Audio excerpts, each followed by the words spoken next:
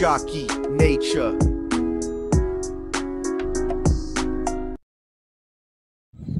السلام عليكم، ليزا زكي ناطير معكم توجور.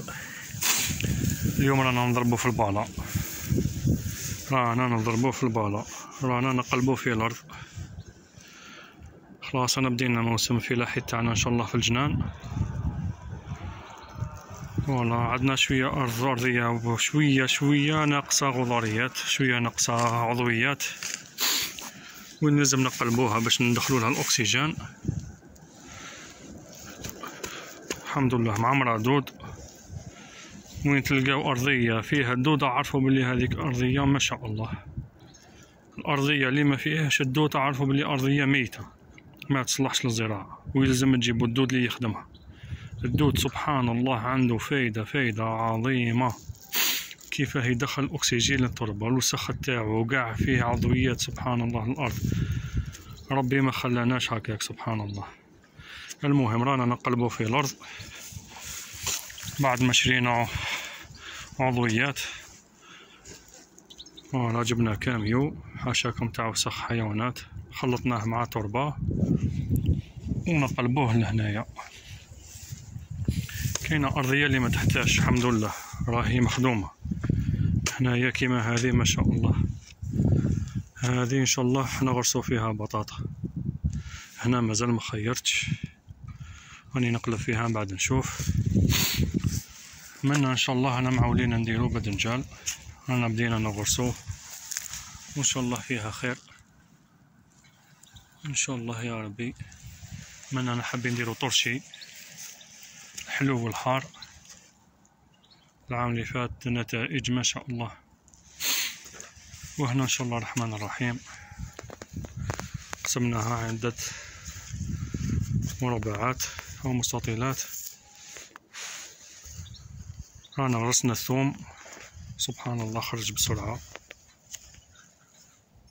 البصلة ثاني كان فيها مشكل مش عارف على ما كبرتش بالخوف، بصح كي زدنا لها شوية تراب زادت طلعت الحمد لله. العام اللي فات كانت غلة ما شاء الله، وسنا نتكلوا على الله ان شاء الله. فوالا حبيت نقول لكم اللي يستعملوا الزراعة المستدامة لازم يعرفوا كيفاه يخلطوا بين المنتوجات. كاين بين بعض المنتوجات اللي ما تتحملش بعضها، مثلا ما كاش كيف نحطوا البطاطا قدام الطوماطيش ما تسلكش قدام البطاطا تموت. كاين بزاف اللي يحتار يقول لك على ماش تطلع لي طماطم، على ماش تطلع لي طماطم. ما مش عارفين باللي هما من نفس العائله، النبته من نفس العائله ماشي الغله. ولكن البطاطا عندها الجذور تاعها اكبر من الجذور تاع الطماطم، ولهذا ما لازمش يكونوا قدام بعضهم. البطاطا دائما تكون بعيده على الطماطم. ان شاء الله بعد نشوفوا كيف الانسان يستعمل الزراعه المستدامه في مساحه صغيره تكون عنده غله كبيره ان شاء الله. فوالا هنا درنا توت، هذا توت بري واستزرعناه ان شاء الله راهو بدا يخرج. راهو الورد راهو بدا يخرج ان شاء الله فيها الخير. وهنا الفريزة ثاني ما شاء الله. العام اللي فات كانت غلة ما شاء الله تاع الفريزة. هنا حنديرو انواع تاع طماطيش، حضرنا لها الزراعة تاعها ونستعملوا برنامج خاص هو اللي يقوم بالسقي. كي تكون الامطار ما يسقيش، ويكون ثاني الري بالتقطير. فوالا وتعمدنا حطينا قدامهم هذا النوع من التوت. هذا التوت هذا يطرد بعض الحشرات اللي تقضي على الطماطم. ثم الانسان لازم يعرف كيف يخلط ما بين المنتوجات، وين اي كل منتوج يحافظ على المنتوج الثاني ماشي يقضي عليه ويكون ضار له. لازم كل منتوج يحافظ على الثاني ويدعمه، هذا يمد لهذا وهذا يدافع على هذا ان شاء الله.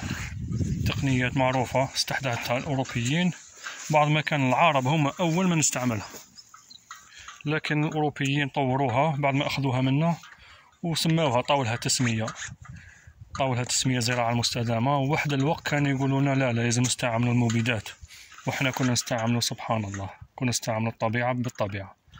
وين قالوا لنا بلي كاين نباتات مضرة وهي ما كاش منها. النباتات ماشي مضرة، عمر من نبات يكون مضر للنبات،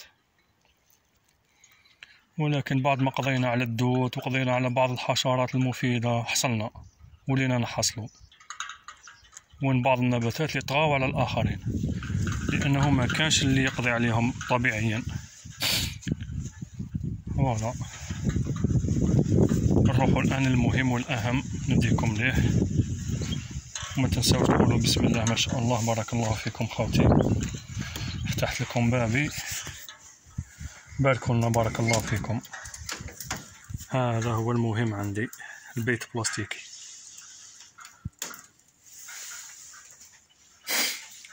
فوالا بيت بلاستيكي، رانا درنا خيار هاو بدا يطلع. بسم الله ما شاء الله.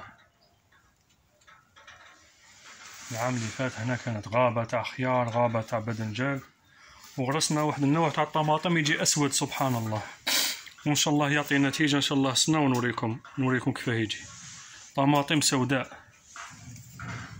درت هنا شوفاج لان غدوة حتكون ناقص 5، وين ما لازمش. هذه البرودة الأخيرة حتكون بعد ما سخنت هذه اليامات، عاود دار الحال.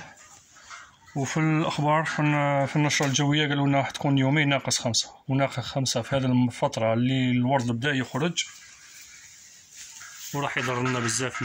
تسمى احنا بالعاني درنا هنا شوفاج ان شاء الله الرحمن الرحيم. وين في الليل كي يكون ناقص 5 يلزم نشعلوه. واستعملنا مكيف أيضا اللي يخرج تهوية الحرارة الزائدة ويعاود يدير لنا أكسجين. فوالا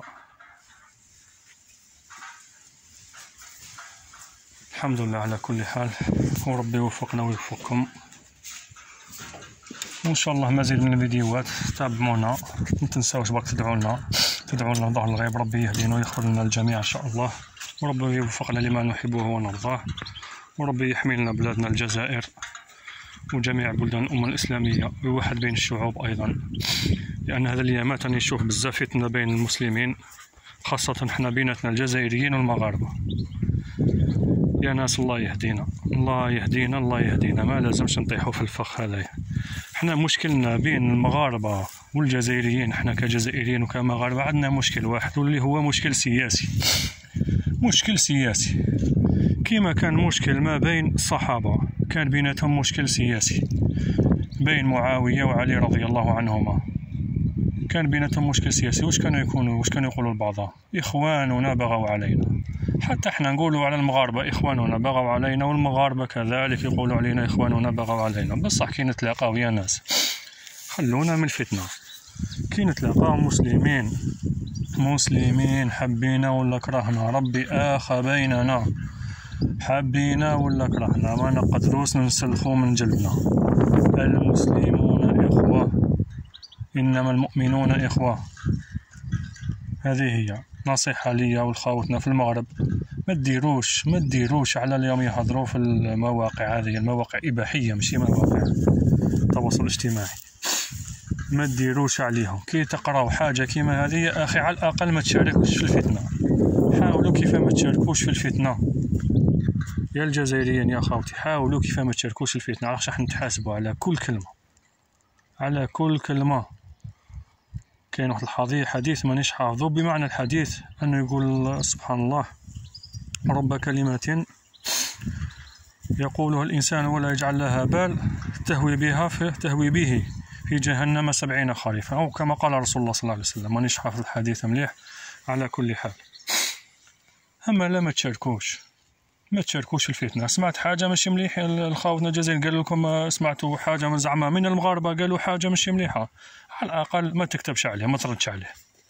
والمغاربة كذلك، وماشي غير المغاربة، التونسيين مع الليبيين، المصاروة مع خاوتنا في الشام وفي العراق وكذلك، وقس على كذلك. أنا هدرت على نفسي على أني جزائري وخاوتي المغاربة، عندي بزاف صحابي مغاربة، صحابي من تازة، صحابي ناس ما شاء الله. هذه هي. وهنا ثاني سبحان الله كي يكونوا في الغربة علاه ما نقولوش هذا جزائري وهذا مغربي؟ عاش نعرفوا قيمة الأخ. انا تلاقيت مع اخ مغربي كان هنايا في البلاد اللي راني فيها، لقيتو حاصل وسبحان الله كي شفتو شافني عرفنا باللي حنا قراب لبعضنا، جا ليا قال لي انت جزائري، قلت له انت مغربي، ومن هذاك الوقت ولينا صحاب. صح لا ما خممناش وقلنا بلي هذاك مغربي، لان صح المسلمين كي يكونوا في وقت الشده يترافدوا بعضهم. المهم خرجنا على الموضوع. بارك الله فيكم خوتي، وربي يهدينا ويهديكم، والسلام عليكم.